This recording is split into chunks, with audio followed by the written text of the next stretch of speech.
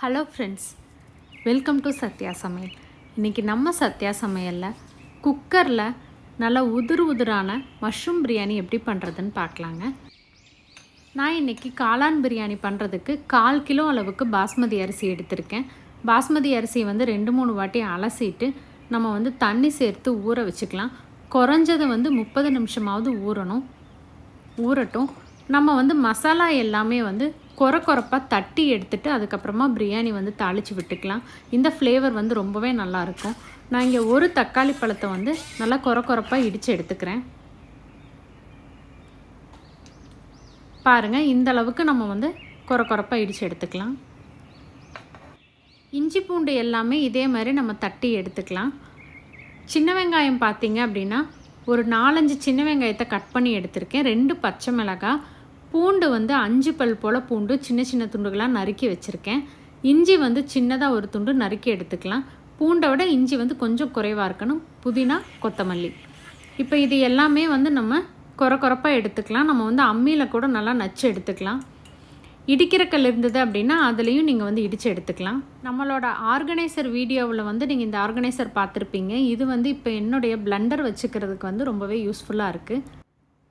பிரியாணிக்கு நான் இன்றைக்கி 1/2 பாக்கெட் அளவுக்கு மஷ்ரூம் எடுத்து மெலிசான துண்டுகளாக நறுக்கியிருக்கேன். ஒரு பெரிய வெங்காயத்தை மெலிசான துண்டுகளாக கட் பண்ணி வச்சுருக்கேன். இப்போ நம்ம தாளித்து விட்டுறலாம். குக்கரில் 2 டீஸ்பூன் அளவுக்கு எண்ணெய் சேர்த்துக்கலாம். 1 டீஸ்பூன் அளவுக்கு நெய். எண்ணெயும் சூடானதுக்கப்புறமா பிரியாணி இலை, 2 கிராம்பு, 1 துண்டு பட்டை, 1 ஏலக்காய் சேர்த்து பொரிய விட்டுட்டு கட் பண்ணி வச்சுருந்த பெரிய வெங்காயத்தை நல்லா பொன்னிறம் ஆகிற வரைக்கும் வதக்கி விட்டுக்கலாம். இதில் இடித்து வச்சுருந்த இஞ்சி, பூண்டு, புதினா, கொத்தமல்லி, பச்சை மிளகாய், சின்ன வெங்காய கலவை சேர்த்துக்கலாம். பச்சை வாசனை நீங்கி நல்லா எண்ணெய் பிரிஞ்சு வந்துருச்சு. இப்போ நம்ம இடித்து வச்சுருந்த தக்காளி சேர்த்துக்கலாம்.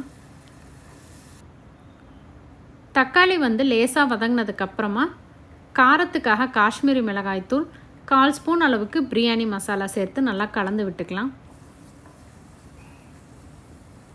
இப்போ மசாலா நல்லா எண்ணெய் பிரிஞ்சு வதங்கி வந்துருச்சு.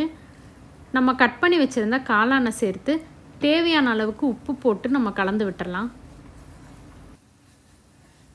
காளான் வதக்கும் போதே எந்த அளவுக்கு தண்ணி விடுது அப்படின்னு செக் பண்ணி பார்த்துக்கோங்க. அதை பொறுத்து நம்ம தண்ணி சேர்த்துக்கலாம். காளான் வதங்கிருச்சு, அந்தளவுக்கு தண்ணி விடலை. அதனால் நான் 1/2 கப் அளவுக்கு தண்ணி சேர்த்துட்டு கொஞ்சமாக எலுமிச்சம்பழ சாறு புழிஞ்சிக்கிறேன். உப்பு டேஸ்ட் பண்ணி பார்த்துட்டு தேவைப்பட்டால் சேர்த்துக்கோங்க. 1 கப் அரிசிக்கு 1/2 கப் அளவுக்கு தண்ணி சேர்த்துருக்கேன். அரிசியை சேர்த்து நல்லா கலந்து விட்டுட்டு குக்கரை க்ளோஸ் பண்ணிவிட்டு நீங்கள் விசில் போட வேண்டாம். மேலே நல்லா ஆவி வந்ததுக்கப்புறமா வெயிட் போட்டு நல்லா லோ ஃப்ளேமில் 15 நிமிஷத்துக்கு அப்புறம் ஸ்டவ் ஆஃப் பண்ணிடுங்க. அதுக்கப்புறம் ஒரு 15 நிமிஷம் விட்டுட்டு அதுக்கப்புறமா குக்கர் ஓப்பன் பண்ணி லேசாக கலந்து விட்டுருங்க.